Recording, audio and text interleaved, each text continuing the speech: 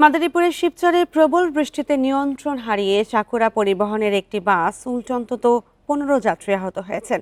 এ সময় সড়কে বন্ধ হয়ে যায় যান চলাচল। শনিবার সন্ধ্যায় শিবচরে ঢাকা ভাঙা এক্সপ্রেসওয়েতে এই দুর্ঘটনা ঘটে। হাইওয়ে পুলিশ জানায়, সন্ধ্যায় ঢাকা থেকে যাত্রীবাহী চাকুরা পরিবহনের একটি বাস বরিশালের উদ্দেশ্যে ছেড়ে আসে। প্রবল বৃষ্টিতে ঢাকা ভাঙা এক্সপ্রেসওয়ের শিবচরে বাসটি নিয়ন্ত্রণ হারিয়ে মহাসড়কের ওপর উল্টে যায়। এতে বাসে থাকা 15 যাত্রী আহত হয়। খবর পেয়ে পুলিশ ও সেতু কর্তৃপক্ষ ঘটনাস্থলে পৌঁছে স্থানীয়দের সহযোগিতায় আহতদের উদ্ধার করে বিভিন্ন হাসপাতালে ভর্তি করে।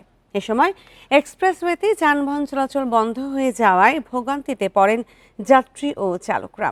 1 ঘন্টা পর রেকারের সাহায্যে দুর্ঘটনা কবলিত বাসটি উদ্ধারের পর মহাসড়কে যান চলাচল স্বাভাবিক হয়েছে জানায় হাইওয়ে পুলিশ।